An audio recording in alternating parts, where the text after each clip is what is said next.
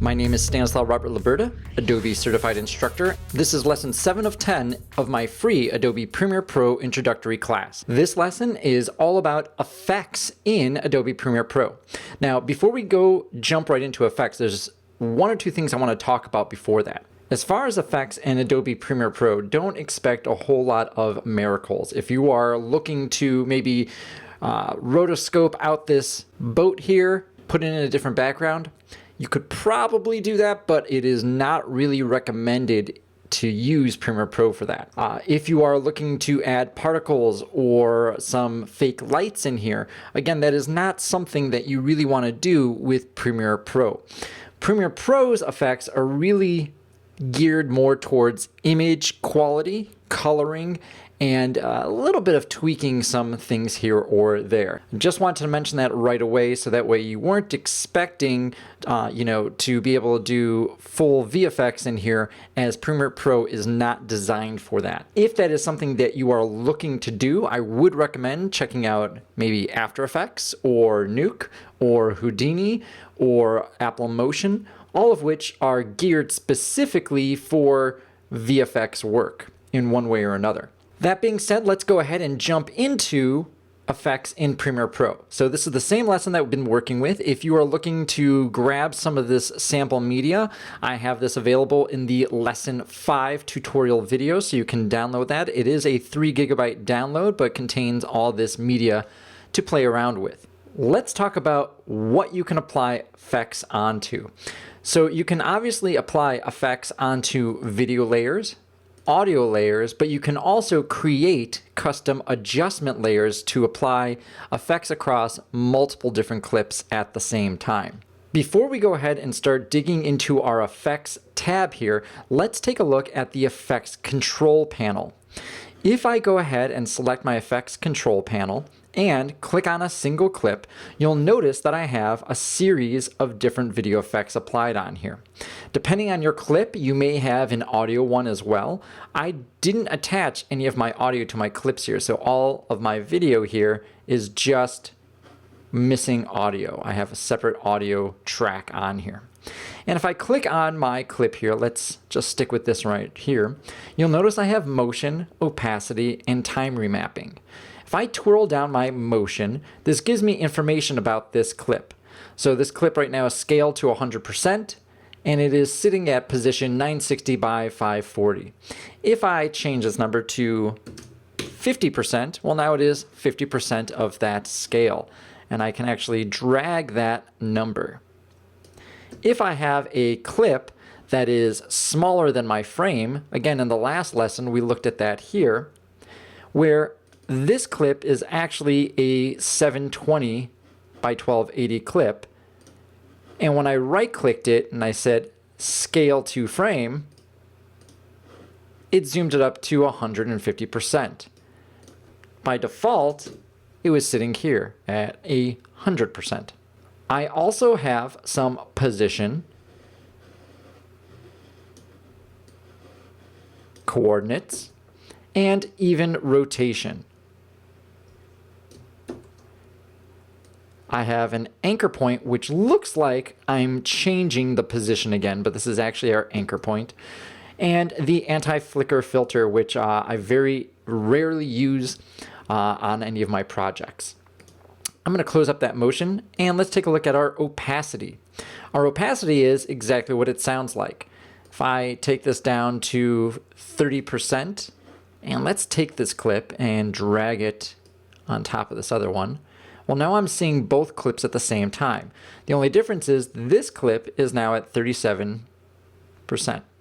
So if I wanted to, I could actually animate my own cross dissolve using this opacity.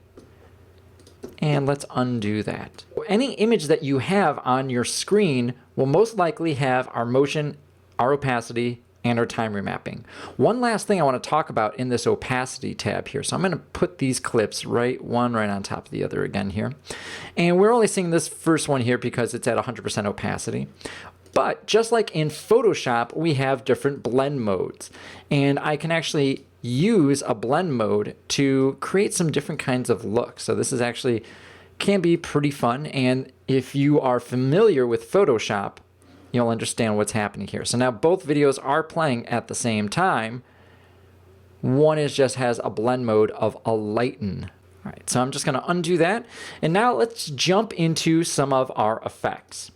Predominantly what we can do with effects in Adobe Premiere Pro is work with the already created imagery. We're not going to be creating lots of particles or fire effects or smoke effects or anything like that, just because it's not geared for that. But I can clean up some of the contrast and brightness. And so to apply an effect, I can do one of two things. I can select my clip and double click my effect, and you'll notice that popped up in my effect control panel. I can drag my effect onto the clip that I want to place the effect onto, and it'll pop up here. And now I have some more controls. Anytime we're working with effects, we always need to work with this effect control panel to get the best results. Now I've applied some brightness and contrast to here, and you can see I've really darkened things up here a little bit.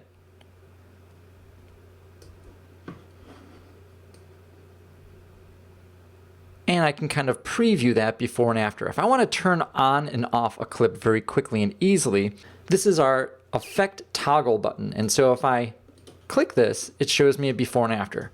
This is great when I'm doing multiple different color grades and I kind of want to see procedurally how something is going to look. Speaking of which, if I go into my color panel here, this is technically an effect. If I change anything in here, this will apply a lumetri color effect to my clip. So right now I turn down some of the contrast here. I'm going to go into my blue channel, and we're actually going to pop up that blue in the mids here just a little bit. And if I come back into my effect controls here, you can see I have a lumetri color.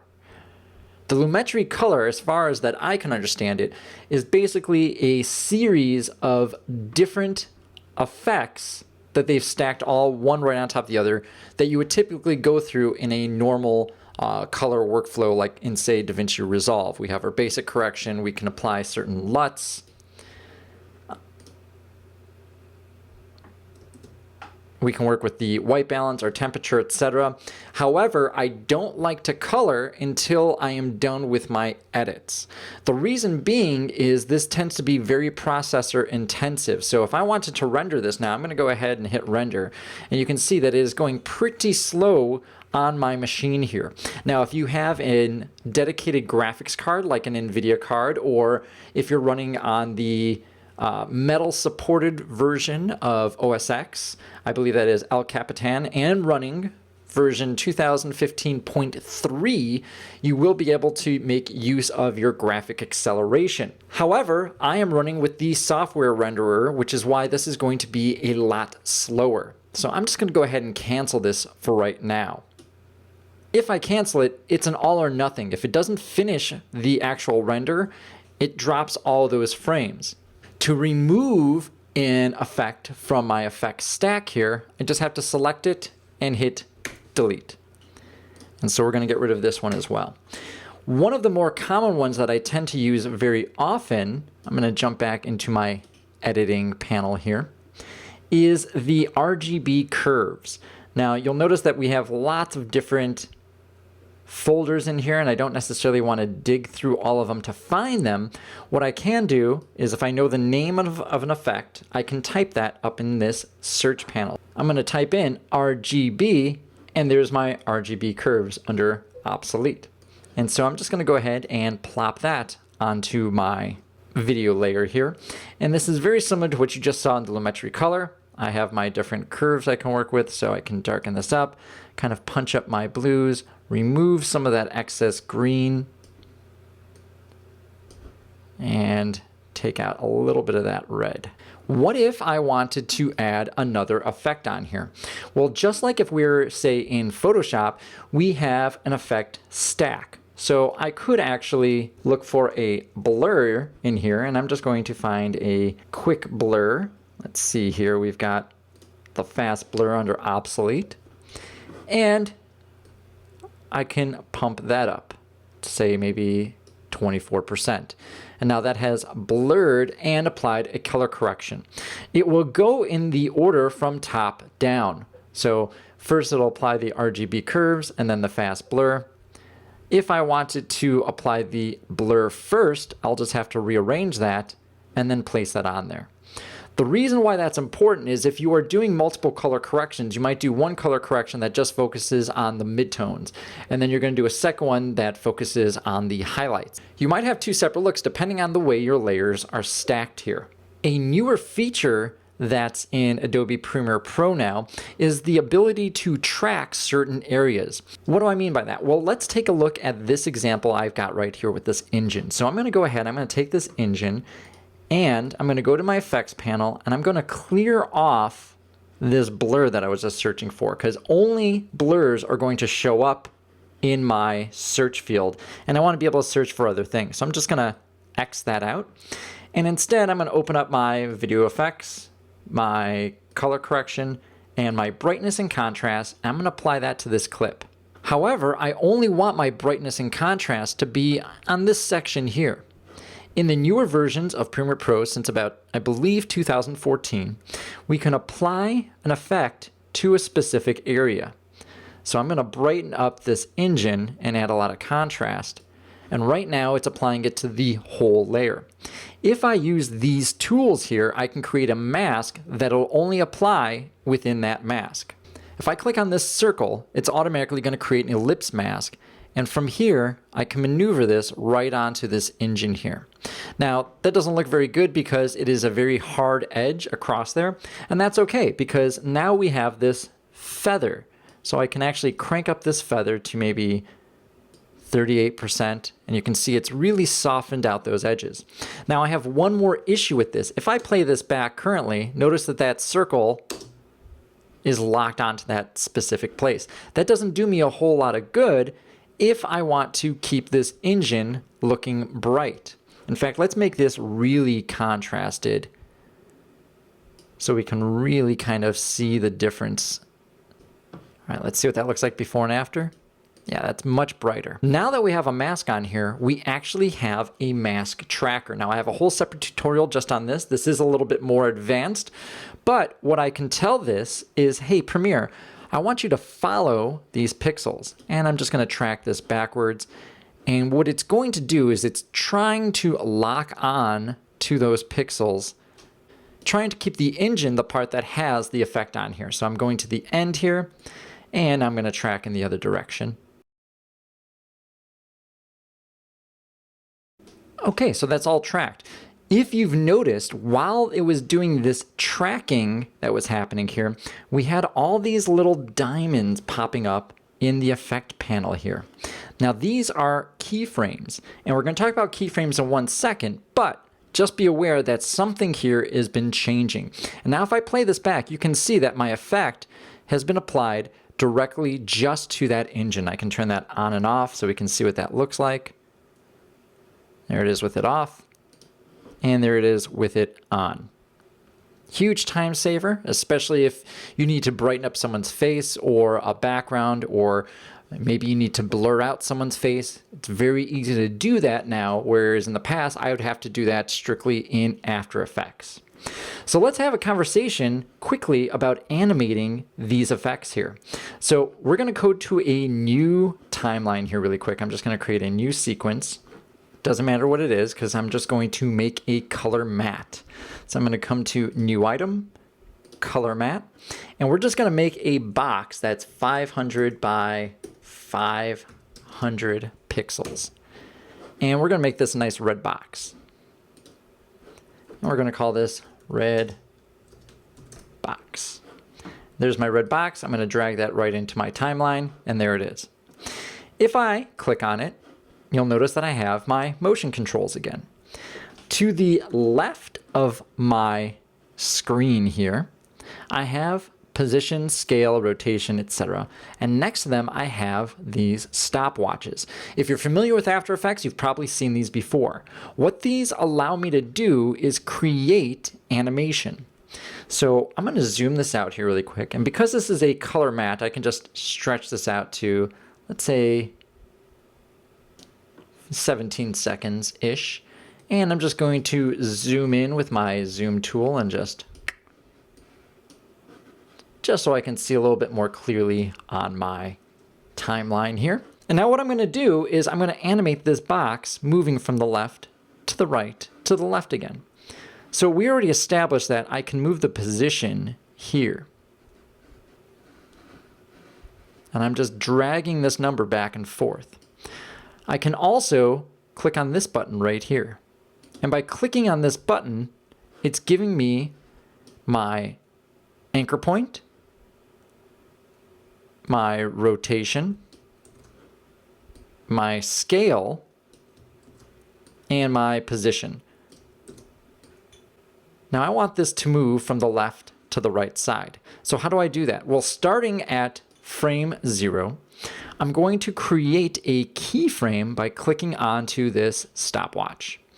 And now it's created this little diamond here, marking in this specific point in time that this red box has to occupy 250 pixel space in the X and 430 in the Y.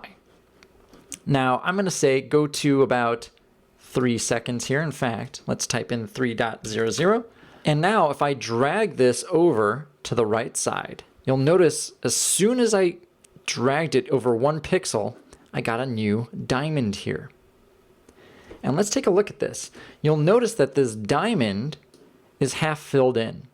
If I just drag this one over here really quick, you'll notice that this one is also half filled in. I'm just going to undo that so it moves back over there.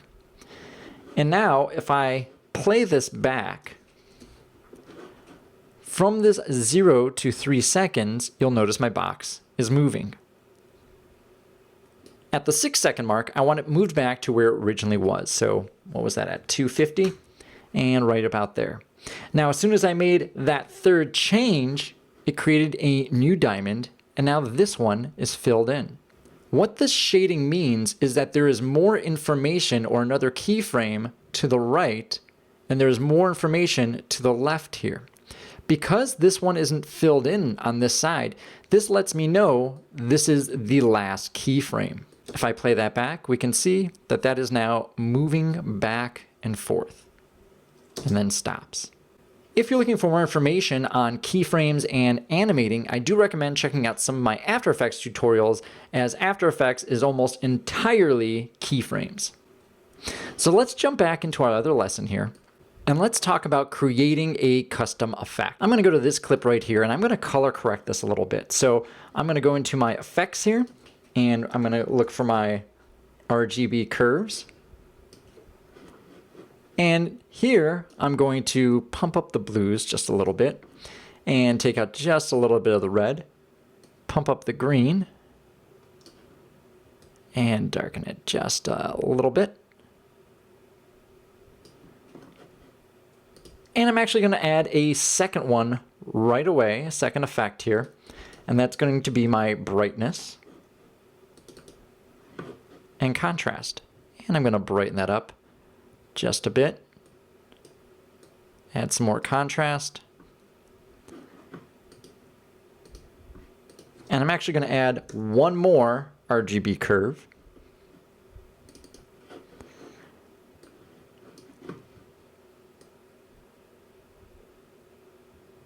And I'm adding just a tiny bit more blue here. So I can see what that's going to look like between those three. So here's 1, 2, and 3. There's my original. And there is my process one. If I want the three of these together as one kind of look, I can select all three of them, click 1, I'm holding on to Command on my Mac here, selecting all three of them, and save it as a preset. I'm going to say blue look. And I can give it a description. Blue C look for demo. And I'm going to go ahead and hit OK. Now under my presets here in my effects panel, I have my blue look. And now I can use this one effect and plop it onto a different clip and it's going to apply all three of those effects: RGB curves, brightness and contrast, and my second RGB curves onto another clip. And what I want to do is I want to place one effect across everything. I can do that using an adjustment layer. So I'm going to go to New Item, and I'm going to find my adjustment layer. It's going to ask me what size I want, and typically I want it to be the same size as my sequence. So I'm going to go ahead and pick that, and it just calls it adjustment layer. I'm going to rename this right away to Blue Look. And I'm going to drag that into a new layer and extend it all the way across my scene here. An adjustment layer is like a blank invisible layer that you can just apply effects to that will affect everything below it. So if I had clips in video 3 or video 2, it would actually apply it to those other video layers. Because I just have something in video layer 1, that's not an issue. Now I'm going to come back to my effects, and I'm going to place my blue look on just the adjustment layer. You'll notice that the whole timeline turned red, telling me that the whole thing needs to be rendered. But now each one of my clips has that effect placed on there. So if there's a single process that you wanted to place across everything or kind of create a specific greater look, that would be one way to do that. You can also create multiple different adjustment layers to mix and match different kinds of looks. So that's it as far as effects in Adobe Premiere Pro. Again, there's not a crazy amount that you can create. However, there's a lot that you can adjust and manipulate your footage in different ways. In the next lesson, we're going to talk about audio in Adobe Premiere Pro and best practices. My name is Stanislaw Robert Luberda with AV Ultra. This has been lesson 7 in my Adobe Premiere Pro introductory course. Thanks for watching. See you next time.